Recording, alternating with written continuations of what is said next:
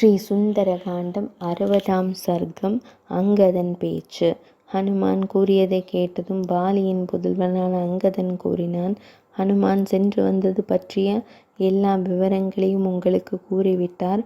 ஜாம்பவான் முதலான உயர்ந்த வானரர்களிடம் அனுமதி பெற்று ஸ்ரீராமபிரான், லக்ஷ்மண சுவாமி என்ற அந்த 2 இளவரசர்களையும் அன்னை சீதையுடன் ஒன்று சேர்க்கும் பணியில் நாம் ஈடுபட வேண்டும் என்று நான் நினைக்கிறேன். இலங்கை நகரத்தை அந்த அரக்கர் சேனைகளுடனும் இராவணனுடனும் சேர்ந்து அழிப்பதற்கு நான் ஒருவனே போதும். போரில் துணிவு காட்டுவதில் பெயர் பெற்றவர்களும் ஆயுதங்களை பயன்படுத்துவதில் திறமையானவர்களுமான சக்தி வாய்ந்த வானரர்களான நீங்களும் உடனிருந்தால் இன்னும் வேறு என்ன வேண்டும்? நான் இராவணனை அவன் சேனைகளுடனும் அவன் ஆதரவாளர்களுடனும் புதல்வர்களுடனும் சகோதரர்கள் ஆகியோருடனும் போரில் அழித்து விடுவேன். பிரம்மா, இந்திரன், ருத்ரன், வாயு, வருணன் ஆகியோரின் அஸ்திரங்களையும் இந்திரஜித்தின் கண்ணுக்கு புலப்படா அஸ்திரங்களையும் என்னால் முறியடிக்க முடியும். இராவணனுடன் போரிட நீங்கள் என்னை அனுமதித்தால் என்னால் எல்லா அரக்கர்களையும் கொன்றுவிட முடியும். போரில் எதிரிகளை நோக்கி நான் வீசும் தொடர்ச்சியான பாறை மழை தேவர்களை கூட அழித்துவிடும். அரக்கர்கள் மீது அது என்ன விளைவை ஏற்படுத்தும் என்று சொல்ல வேண்டியதில்லை. கடல் நிரம்பி வழிந்து நீர் கரையில் ஓடலாம், மந்திரமலை அதிரலாம். ஆனால் ஜாம்பவானை போரில் எதிரிகள் அசைக்க முடியாது.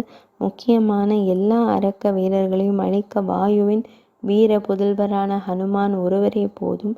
பனசன், உயர்ந்தவனான நீலன் ஆகியோரின் தாக்குதலில் மந்திரமலையை தூள் தூளாக உடைந்து விடும் என்று அசுரர்கள் பற்றி கூறுவதற்கு என்ன இருக்கிறது? அரக்கர்கள் நிச்சயம் அழிந்து விடுவார்கள். தேவர்கள், அசுரர்கள், அரக்கர்கள், யக்ஷர்கள், கந்தர்வர்கள், நாகர்கள், பக்ஷிகள் ஆகியோரில் மைந்தன், த்விவிதன் ஆகியோரை போரில் எதிர்கொள்ளக்கூடிய ஒருவரை குறிப்பிடுங்கள். அஸ்வினி தேவர்களின் புதல்வர்களான இந்த 2 சக்தி கொண்டவர்களும் அவர்களை போரில் எதிர்கொள்ளக்கூடிய எவரும் இருப்பதாக எனக்கு தெரியவில்லை. இவர்கள் இருவரும் பிரம்மாவிடம் வரம் பெற்ற பெருமை கொண்டவர்கள். சாகா வரமளிக்கும் அமிர்தத்தை அருந்தியவர்கள்.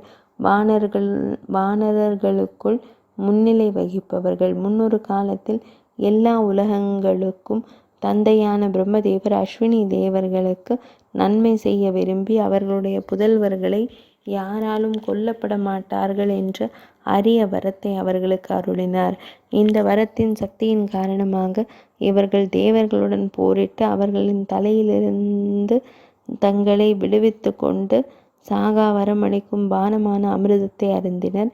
மற்ற எல்லா வானரர்களும் விட்டு விடுவோம். எதிர்க்கப்பட முடியாத இந்த 2 வானரர்களால் மட்டுமே தனியாகவே இலங்கையை அதன் எல்லா யானை, குதிரை, தேர் படைகளுடன் சேர்ந்து அழிக்க முடியும் என்பதில் ஐயமில்லை. வானரர்களே, சீதையை கண்டு பிடித்து விட்டதால் அவரை நம்முடன் அழைத்து செல்லாமல் நாம் ராமர் முன் போய் நிற்பது முறையல்ல. வீரத்திற்கு பெயர் பெற்ற நீங்கள், சீதையை நாங்கள் கண்டுவிட்டோம். ஆனால் அவரை எங்களுடன் அழைத்து வர முடியவில்லை என்று அவரிடம் தெரிவிப்பது முறையாக இருக்காது என்று நான் கருதுகிறேன்.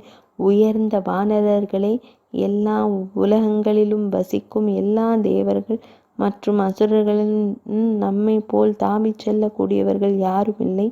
வீரத்திலும் தாக்கும் சக்தியிலும் கூட நம்முடன் ஒப்பிடக்கூடியவர்கள் எவரும் இல்லை.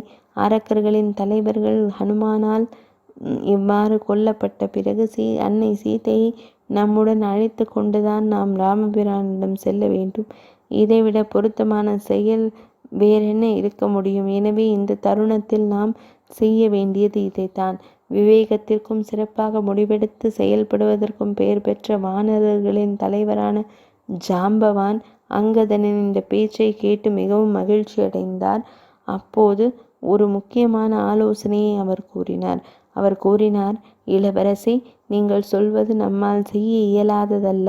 ஆயினும் நோக்கம் வெற்றி பெற வேண்டுமானால் இந்த விஷயத்தை ஸ்ரீராமபிரானின் எண்ணம் என்ன என்று அறிந்து கொண்ட பிறகு நாம் எந்த ஒரு நடவடிக்கையும் எடுப்பதுதான் பொருத்தமானதாக இருக்கும்.